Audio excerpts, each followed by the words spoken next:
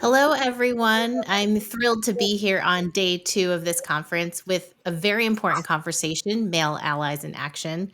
And this panel is about what allyship looks like in aviation, not just as a buzzword, but as action with a focus of how men can and do help create real change, to support women's voices, to challenge the systemic barriers, and to foster environments where everyone can succeed. My name is Cathyrine Armandie, and I'll be your moderator today. I spent 20 years as a combat aviator in the United States Air Force and helped to shape diversity and inclusion policy. I'm currently the host of the podcast Lies My Ego Told Me, which allows me to have truthful conversations about challenging topics like this. Aviation has given me both a career and a calling, and I'm honored to bring that experience to this discussion today with two very impressive guests. So we're really fortunate to have with us today Greg Principato, who's the president of the Fédération Aéronautique Internationale, the governing body for air sports and aviation records. Greg spent the last 4 decades shaping aviation and transportation policy. He served as president of the National Aeronautic Association and Airports Council International for North America. Early in his career, he worked in the U.S. Senate and for the governor of Virginia, focusing on infrastructure and transportation. And throughout his career, he strived to unite people across borders and disciplines to strengthen aviation. And he continues to advocate for making these fields more accessible, more inclusive, and inspiring for the next generation. Our second panelist today is Tracey Curtis Taylor. She's an aviator and best-selling author of the book Bird, and her life and career breaks many of the traditional molds in aviation. She's a pilot, an adventurer, and an author best known for her long distance flights in vintage aircraft that retrace the pioneering journeys of early aviators. She restored and flew her 1942 Stearman from Cape Town to Goodwood, from England to Australia, and along the U.S. historic airmail route. Her flights span continents and combine her passion for history, engineering, and adventure with her mission to inspire the pursuit of aviation in STEM. Through her writing and her public speaking, she continues to share a message that exploration, courage, and opportunity in aviation should be open to everyone. Thank you both so much for being here. Thank you. Thank you. So today we're going to talk about what male allyship looks like in practice, both in specific moments of change and over time, how it can help address systemic bias without overriding or silencing women's voices, and what we can all do individually and institutionally to move from allyship as an idea to a sustained action. So our first question today is going to be for you, Greg. When we talk about supporting women in aviation, the word ally comes up a lot, but you and I talked briefly about how that term can feel very limiting. And in reality, men and women are already on that same team. And what's needed is to step into roles like advocacy, sponsor, mentor, or even teammate, depending on the situation. So, can you share what that distinction means to you and maybe an example of a moment when you saw that kind of support in action? Absolutely. Thank you for the question. It's really wonderful to be on with you, Cathyrine, and with you, Tracey. And I really enjoyed the conversation we had the other day, getting to know each other a little bit. And so it's really an honor to be on with all of you. And I also want to thank the organizers of this event for having a panel like this and, maybe doing it in a little different way. A lot of these panels will just have some men on it and everybody says the right thing and then they leave. And this I'm really looking forward to this discussion. Yeah, while I'm honored to be called an ally and pleased and all that, I do think it's limiting. Ally infers that we're on different teams, we're part of something different, and that for some purpose we come together, for that purpose, and then we go off on our separate ways. I mean, after all, I always think about that. In World War II, Joseph Stalin was an ally. So sometimes I think it sets too low a standard. It's not enough to say, okay, I've got some women who work here. I'm not a jerk, and we got some family-friendly policies which help both the men and women who work here, and so that's good. And it should be way more than that. And I know we're going to get into this, so I don't want to give too long an answer right now, but it really gets into changing the culture and letting the people on your team know the culture's changed, letting people outside know, in meetings, do you speak up when men speak over the women in the room or try to take their ideas? Are you willing to face up to a constituent, a member, an investor, a boss, a board member who has acted inappropriately toward a female member of your staff? Are you willing to risk losing the financial support or the or the support overall of that person? Are you willing to risk losing your job? Are you willing to do Mhm. things that show everyone involved that the culture has changed and that we're all on the same team, we're all going to be treated the same, and you know, uh, uh, you really have to me to truly live up to this. You really need to do those things, and sometimes I worry that the term ally sets too low a standard, and we need to raise the standard. Mhm. I think that's an interesting perspective because you kind of bring up the thought that it's not enough to just be a good person and for you Mhm. personally to do the right thing. It's also about holding other people accountable and making Right. sure they are also doing the right thing. No, absolutely. And if you're in the leadership, whether you're a man or a woman, if someone behaves a certain way, there you have to call them on it. And if they don't Mhm. change, it may be a firing offense, depending on what it is. And you need to take that kind of action to show everybody involved that the culture has changed, and Mhm. it's a new day, and we can't do things. You made a joking reference the other day, or not so joking, to the old Mad Men series. It's not. Those days are over. Mhm. So, Tracy, from your perspective, what does that kind of look like what does that support look like in practice? And you share a time when someone stepped into one of those roles for you and how it influenced your journey? Because your experience in aviation began not just about not having good teammates or allies, but not being let on the team at all. Well, that's right. I come from a generation in Britain, admittedly not America, where women were not allowed at school. We were not allowed to join the air cadets. We were not allowed to join the military.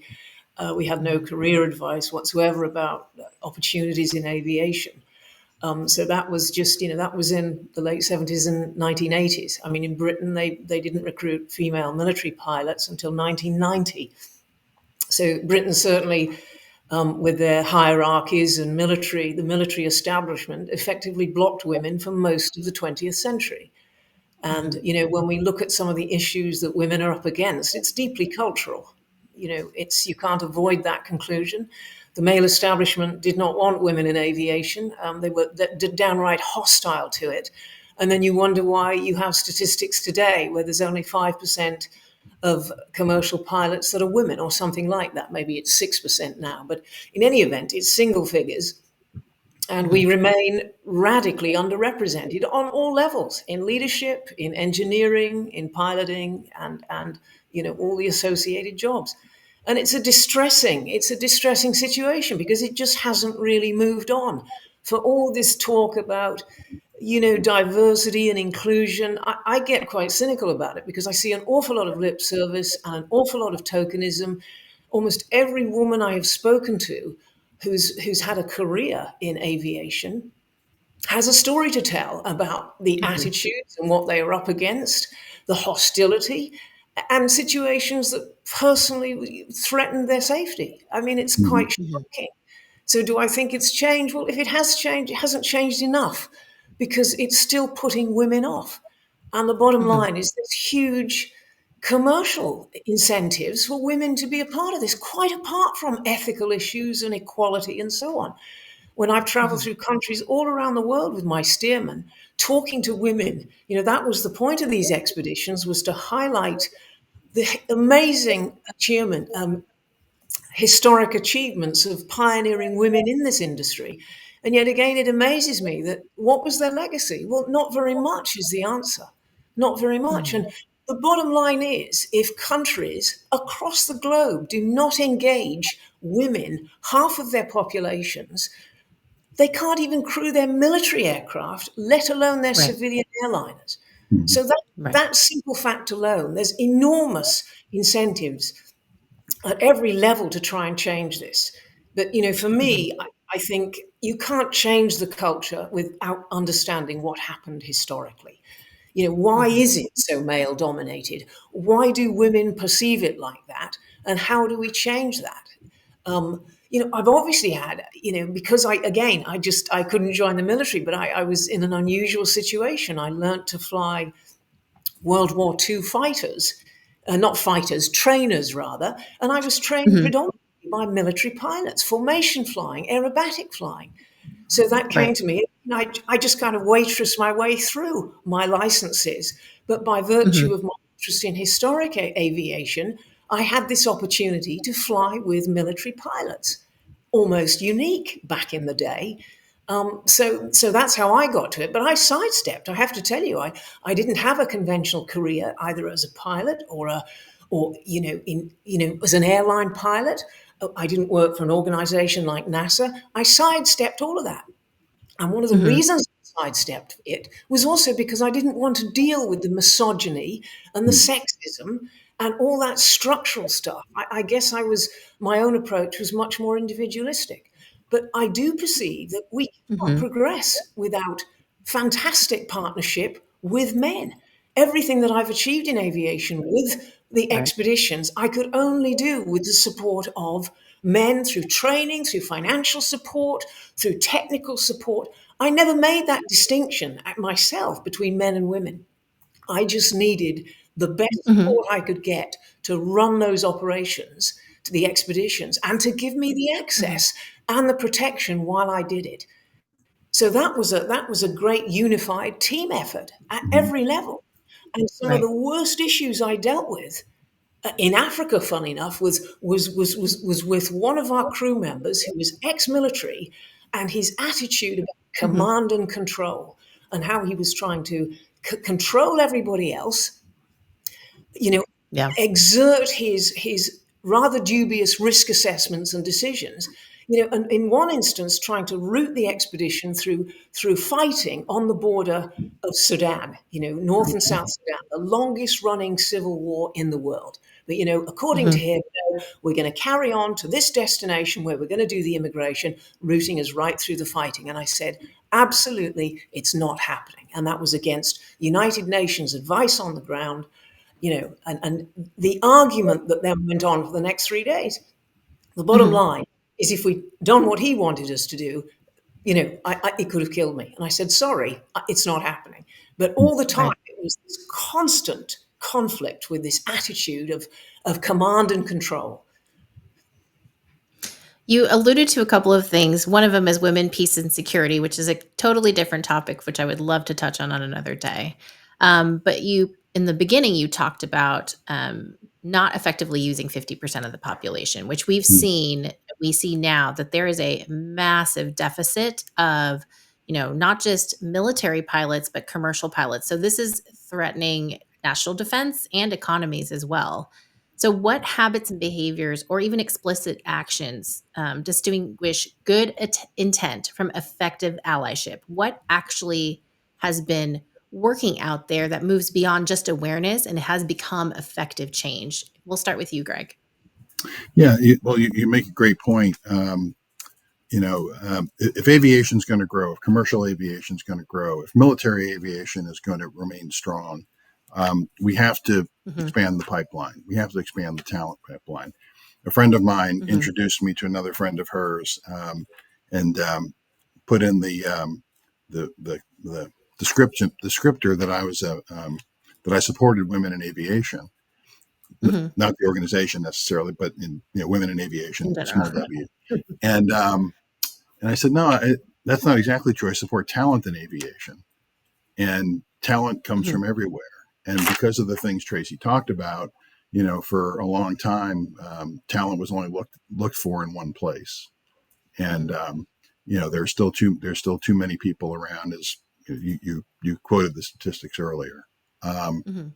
so what we have to do is, really from the beginning, um, young girls sometimes have trouble seeing themselves as pilots, for example, or aviation mechanics, or because there aren't that many people like them. So those Right. of us who are here now at this stage of our careers, things that we do that are outward facing, um, you know, um, whatever collateral we use to support our organizations, make sure they're pictures of men and women, boys and Hmm. girls, black and white, and so forth. If we have panels at conferences and so forth, make Mhm. sure that we have diversity on the panels. I had somebody tell me once, "Well, I don't see gender, I don't see color, and it's okay if there's always, five men on a panel." I went to a conference once, and my wife, who's actually one of the 3% of CEO of female CEOs in aviation, Mhm. was on a panel to talk about DEI, and it was all women. And she talked about how she'd like to see some panels that included men on them, and even people who disagreed to have a debate. And the next Mhm. panel was about airport operations, all men. And Mhm. so I was talking to somebody about it afterwards, a friend who's a good guy, and I want to talk about intent in a little while. I think we all do, but his intentions are good in terms of he wants a strong airport industry. He is Mhm. not outwardly sexist in any way or whatever, but he said, I'm just tired of this. Those five people who were up there talking about airport operations are all just fine. They're all good. I said, yeah, but there are 200 people who could have been on that panel. And if we made sure that the panel was diverse, and so the people in the audience everybody can see someone like them, you're not taking anything away from the quality of the panel. You just Mhm. have to be intentional about it. And how to be intentional, I think, is something we're going to talk about a lot in the next half hour. I'm Mhm. sure. And representation matters, just flat out, it does. Absolutely. You mentioned that some people say that they don't see gender or color. That may be true in what they think. However, subconscious bias still exists and is very prevalent in people's decision making. Yeah, So, what Tracy, I've seen, sorry, go ahead. if I can just for Sure. 30 seconds, if I can just, when I hear people say, I don't see gender or color, they usually are Mhm. surrounded by people who look just like them. And it's a way to just excuse it's BS, you know. Yeah. And we're going to get into more, intentionality in terms of broadening the pipeline. But people who say that at Mhm. 99% of the time, it's BS. Mhm. And Tracy, you touched on this a little bit with your time in Sudan, but how can allies, especially our male allies, help challenge systemic barriers without overshadowing women's voices, without overpowering us? What does that balance look like in your experience? Let's talk about a success story. Yeah, I think in any situation, women's voices have to be central and prominent Mhm. in this discussion because it concerns how women are treated. And I think it always comes back to awareness and education. I think men should have to do awareness programs about the history of what happened, the culture, Mhm. and what women deal with today. I mean, because it is different. Women have I think, a greater challenge. They're confronted by greater challenges in regard to their personal lives, childcare, looking after people. That again is part of our culture. Women seem to have a larger responsibility towards family obligations. Now, all of this must be understood. And I think, so I'd like to see, honestly, I know it probably goes on already within these institutions like the military, but Mhm. clearly it's not as effective as it should be. So Mhm. I don't know. I'm sure there are experts in the field, psychologists and human resources people and crew resource management, all the rest of it. But it's always about education and communicating. Women Mhm. communicate in a different way. We know this. There are differences. And I think some of those differences have to be addressed because we're not the same. We are not the Mhm. same as men. Mhm. So we have to somehow accommodate this and then start to use this because it's tremendously powerful. On every Mhm. metric, it's proved to be more powerful and effective if women we have diversity within operating groups, whatever Mhm. that may be. I think what comes to mind with this question in particular, bringing up in a military example, is the expectation that both male and female instructors know how to teach their students about bladder relief systems. Whether you're a male or female, it doesn't matter. You need to be able to teach all of your students how to effectively use their equipment, even though some of that equipment is gender specific, right? Not just being like, oh, only the female instructors will teach this, or only the male instructors will teach male students, right? That is a really simple way to kind of take down those barriers. I think a lot of what you talked about, Tracy, is there is good intent. And Greg, you've said that you are an ally. However, I'm sure there have been times where there's been a misstep, even with good intention. Is there a time that you wish that as an ally that you had acted differently or cases in which allyship was attempted but didn't work, and what can we learn from that? Yeah, I do think it comes down to culture. I think it comes down to leadership. I mean, I think all of us with the best of intentions, I'm sure, can go back and say, I wish I had done this differently or that differently, Mhm. for sure. Um, but I've seen a lot of cases over time where someone brings something up, and the leader says, well, you're just going to have to live with that, or I sympathize with you in all those words, but you know, that's just the way that person is, and you're just going to have to deal with that. I think Mhm. pretty much every woman I know in aviation has had to deal with that kind of thing at some point in time. And Mhm. you know, the men they went to were friendly to them, and promoted their careers and put them in positions or whatever of authority. But then when something Mhm. like that comes along, and it gets back to what I said before. Something like that comes along, and it's a friend of theirs, or it's, a prominent person in the field, or it's a funder or something. Well, you're just going to Mhm. have to deal with it. I'm sorry you had to go through that, and so forth. And, Yeah. those kind of words are nowhere. I mean, it's almost insulting, really. It's, Mhm. they think they're being sympathetic and saying the right thing, but then when the follow through is not there, it's meaningless. And again, that gets back to, if you're going to change the culture, you got to show it by action, not just words. Mhm. So what structural or organizational changes make the biggest differences from what you've seen, whether it be policy, mentorship programs, representation and leadership, even evaluation criteria in allowing and enabling male allies to be effective? Well, I think I'm going to just sort of go back to the word intentional again, Mhm. and use two different examples from two different um, angles. When I was at Airports Council International, people talked about what a really good staff we had, what a good team we had. And one day I Mhm. just kind of looked around, and nobody really talked much about the gender breakdown or racial breakdown or anything. Mhm. And three of our five executive team members were female, half of the VP and above were female, two-thirds director and above were female. And that was all intentional, not to go out and find women for those positions. That was never really thought about, but it was Mhm. intentional. Okay, we have an opening, so we're going to go to all the usual places, Society for Aviation Executives and so forth, but also to Women in Government Relations, to the Airport Minority Advisory Council, and Women in Aviation, and all these places to find talent. And we just did that. And the intentional part was broadening the pipeline. The unintentional result was we had a very if you looked at the pictures of the team, very Mhm. a lot of females in leadership positions. Um, when I went over to the National Aeronautic Association, and there was no intent to build a certain amount of women or African Americans or whatever on the team. It happened because we broadened the scope. We fished in the entirety of the talent pool.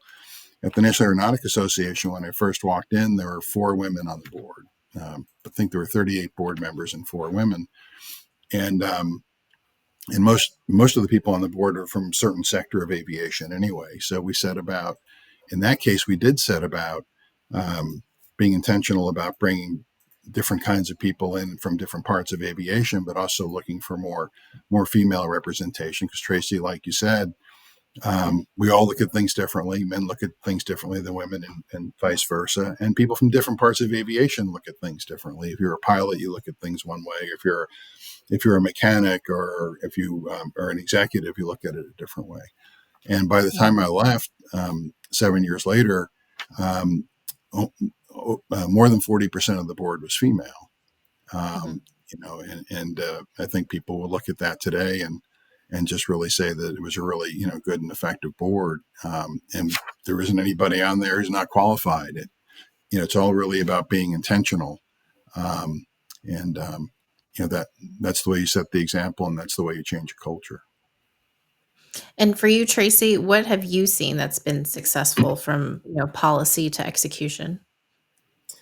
Well, I worked with Boeing a lot on my expeditions. They were my Mhm. first sponsor. And that really gave me access to their policy, and they were very proactive in with women in Mhm. aviation. And at that point as well, they had a female chief executive. Now, I'd never seen this in Britain, I have to tell you. So I was hugely inspired and motivated with, to see that kind of integration at the highest level. And we took that message around the world with us, as we were in Mhm. Pakistan, Saudi Arabia, India, in countries that have very marginal human rights records with how women are treated. And yet, Mhm.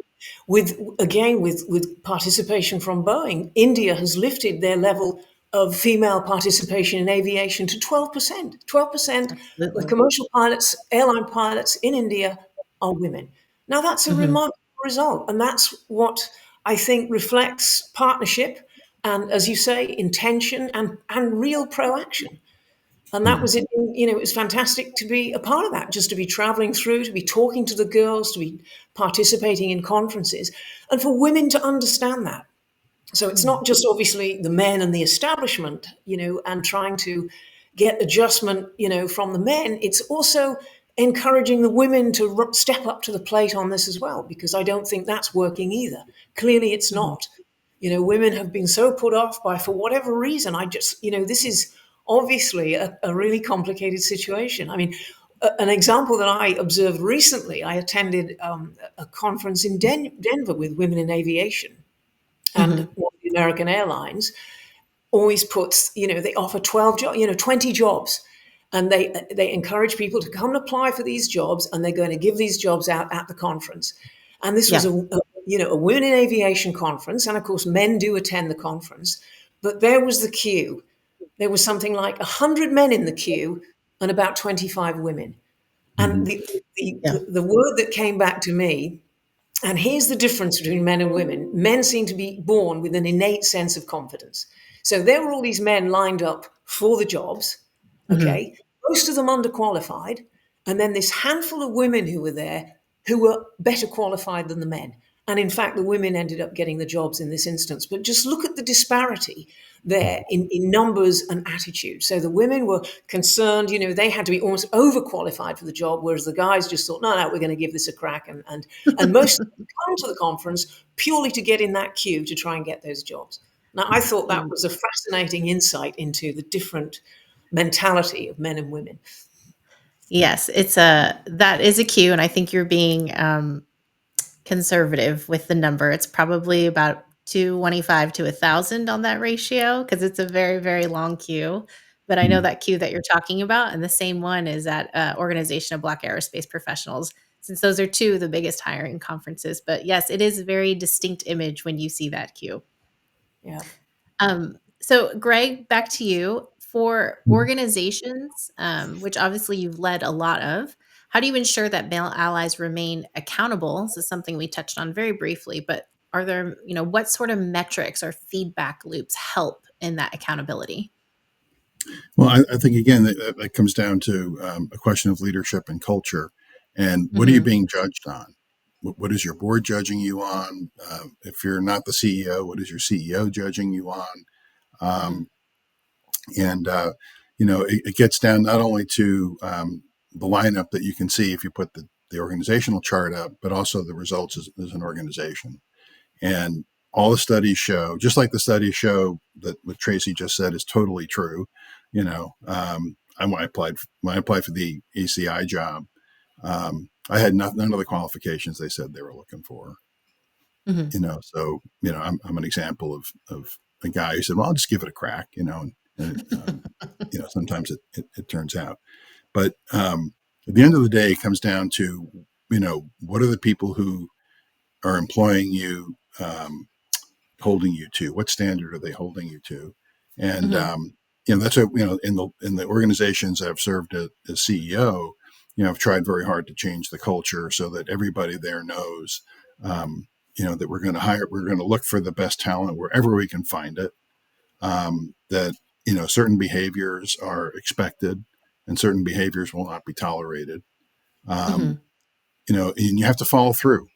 You have to follow through.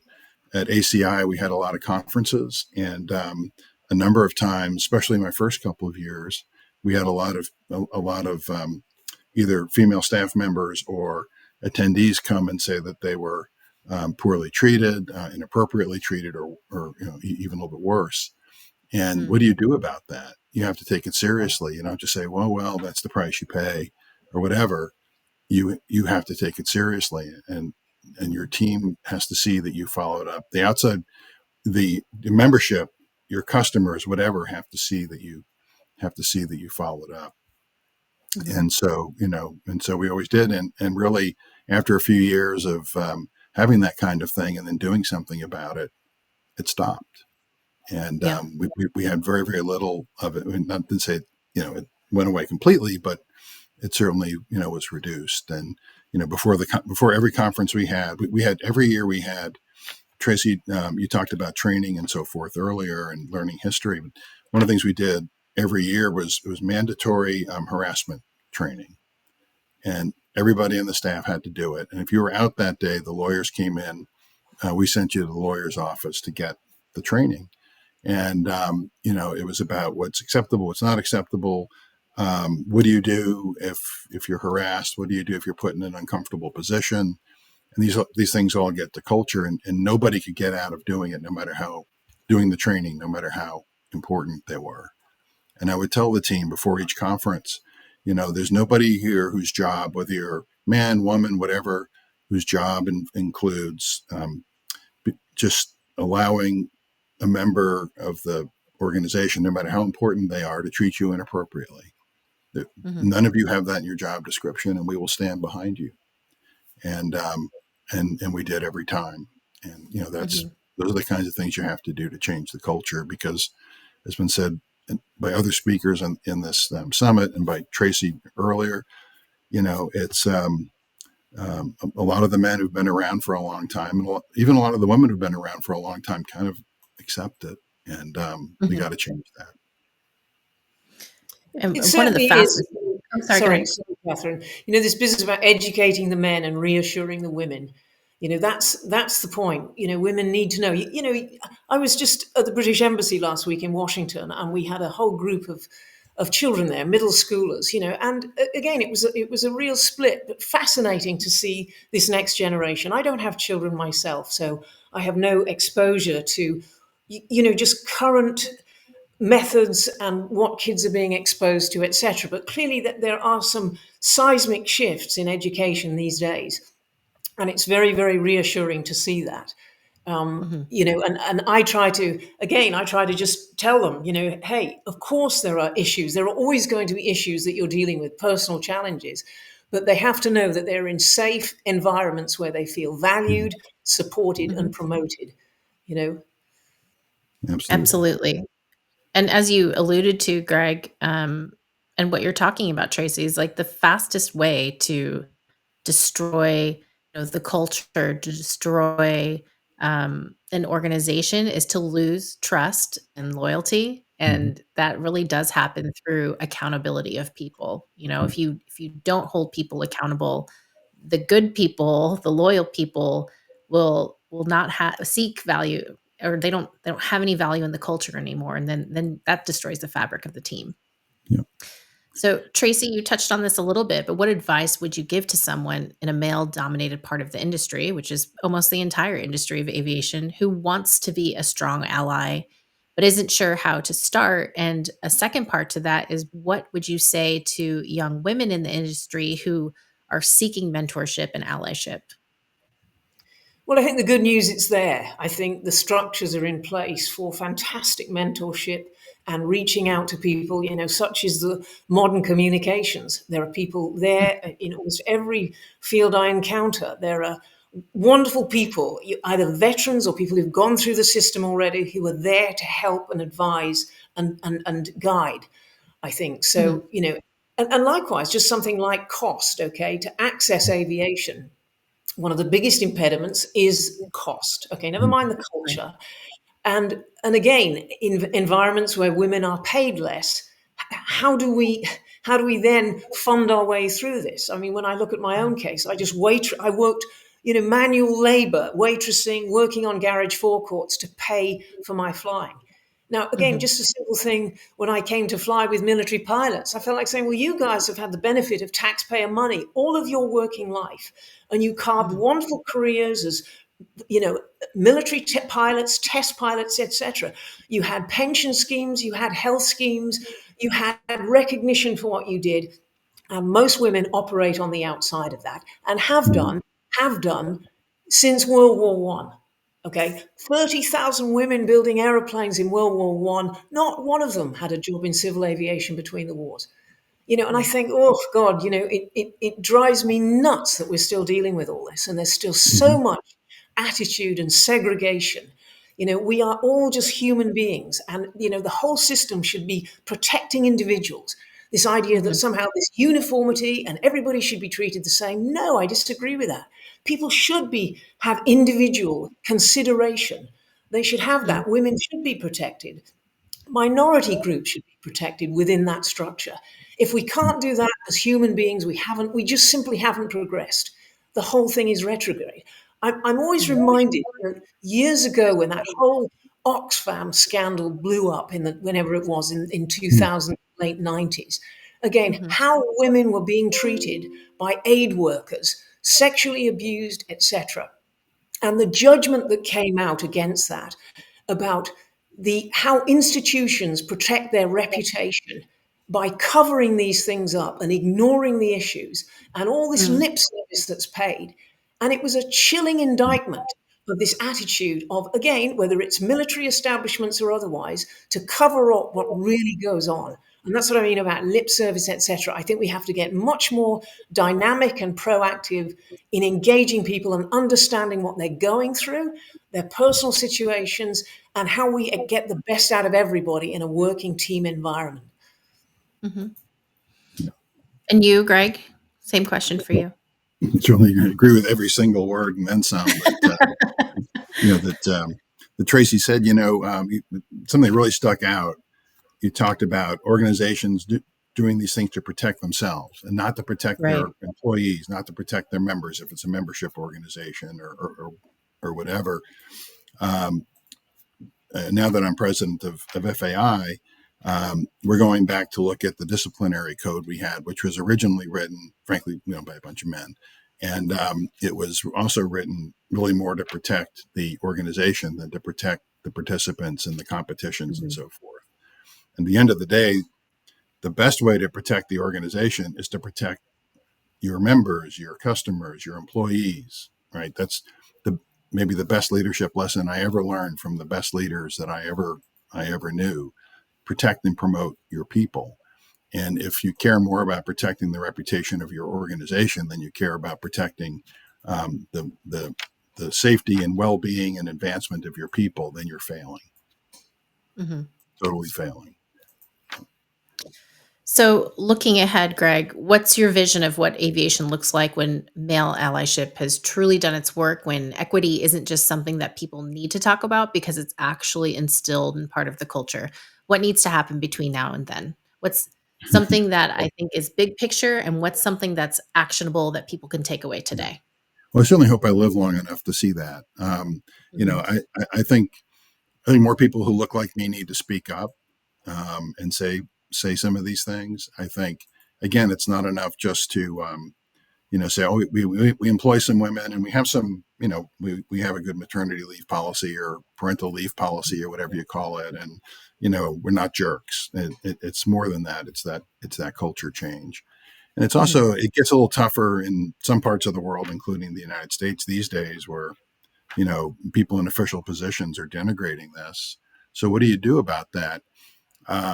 A few years ago, when I was still the CEO at the National Aeronautic Association, I got together with the then CEO of the National Aviation Hall of Fame, and we did who's now the CEO of the NAA, and we did a webinar series. And one of the webinars we did was about aerobatic pilots, Mhm. and so we intentionally the people we reached out to, Patty Wagstaff and Julie Clark and Vicki Benzing, and then there was a judge, Peggy Ridinger.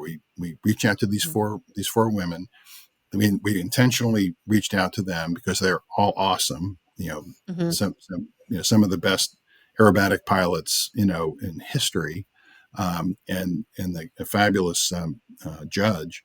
And we had this webinar about aerobatic pilots. And it was during COVID, and it was the month that it was Amy's idea to do it then during Oshkosh, because Oshkosh was canceled, and so people could get their air show That's right. fix, I guess, right? Mhm. And well, what we never did? We never said, "Come and see this webinar with these female pilots." Yeah. We never said that. Anybody who tuned in can see who was there, Mhm. but so and that's one of those things too. The way we talk about it, I always tell people the technical term for a female pilot is a pilot, and we don't talk about male pilots and female. It's pilots and female. It's the way we talk. All these things have to change. It's going to take a long time, but Mhm. I want someday to be a situation where you have something like that webinar that we had, and nobody remarks about it. Mhm. So, okay, um, so somebody asked Ruth Bader Ginsburg, how,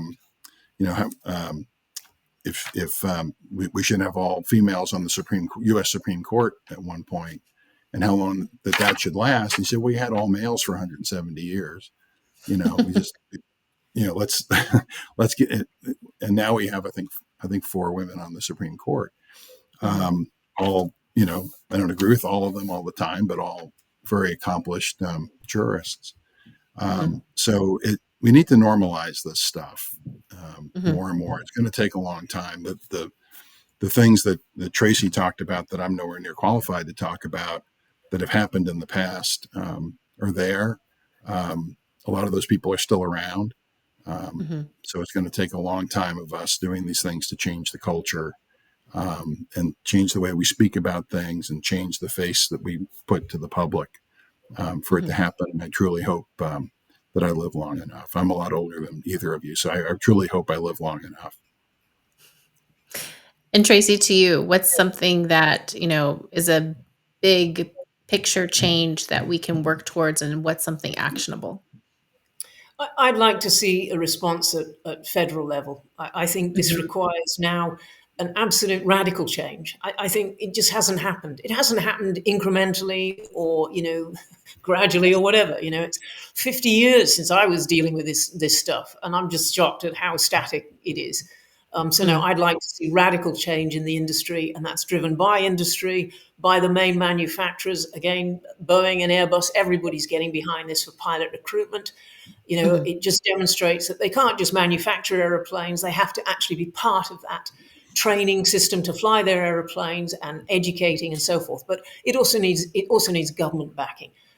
Governments throwing their weight in behind this. And until we start seeing more women in leadership driving these changes, giving the opportunity to drive the change, we won't see change. We won't see it. Can I add something to that real quick? Sure. We talked about this the other day. There's a blueprint for doing exactly what Tracey talked about. In the U.S., and actually the group was stood up during the first Trump administration, reported during the Biden administration, the Women in Aviation Advisory Board. Um, Yes. 30 amazing leaders in aviation put together this report, 55 recommendations. It's the blueprint. And there was Mhm. supposed to be an ongoing committee that was going to oversee the implementation of those. And the current administration just trashed it. Mm. We're not going to do it. But the blueprint's there. And hopefully the people who come in next, or hopefully, there are a couple of members of Congress who are complaining that they had this blueprint, one Republican, one Democrat, for making things better. And the administration's not paying attention. And my response would be, I'd heard that they said this, have a hearing, have an oversight hearing, do your job, make them do it, Yeah. because that's the way. And in Britain, I know that I can't remember the official name of it. Tracey, maybe you do. There's like a charter for gender equity in aviation or something, and companies sign up for it and, agree to promote this. And I know Boeing is part of that. I mean, there are blueprints out there to do these things. Yeah, but we We still just, need to see the results, Greg. We can have yeah, all the charts absolutely. in We the need, world and say, well, okay, what are the results then? How many women have you recruited, and how many women in absolutely, leadership? We need to see material results. And I think as far absolutely. as politics in this country. I mean, I'm shocked how polarized it is, but I think we'll see the pendulum come back the other way. Of course, it's, we're seeing a reaction to what went on before, but yeah, there's bigger issues at stake here. So the Absolutely. politics will change, but the issue here at stake will not change, and it's too big Absolutely. for all of that. Yeah. And, Absolutely. here in America, you can always call your representative and hold them accountable. And I'm sure in the UK it's the same. I'm not sure about how it works in other countries, but holding your elected officials accountable is a wonderful way to take action and to actually perpetuate change. So we have run out of time, but thank you, Greg and Tracey, for sharing your stories, your insights, and those really tough lessons with us. And what I appreciate most is how this discussion has moved from abstract good intentions to concrete examples of what it really means to support each other in aviation, whether that's acting as a teammate, a mentor, a sponsor, or now as an advocate. And as we close, I'd like to invite the audience to carry forward three things. One is intent and action, that it's not enough to want change. You've all been shown what action looks like. So think about one thing that you can do in your sphere this week or this month to speak up, open doors, support somebody, or push for transparency or representation. Number two, elevate voices, don't overshadow, support others and amplify their perspectives and make space for them. And then lastly, build structures, not just relationships. Individual mentorships and personal support are vital, and systemic, sustainable change comes when organizations embed policies, mentorships programs, inclusive recruitment, and accountability into how they do business. And that is what is going to shift the culture in the long term. So I'm deeply hopeful for where aviation is heading, especially when we see leaders like Greg and adventurers like Tracey pushing us forward and not just inspiring us, but showing us how to trailblaze together. So thank you to Greg and Tracey for being a part of this conversation, and let's keep flying forward together. Thank you Thank very you. much indeed.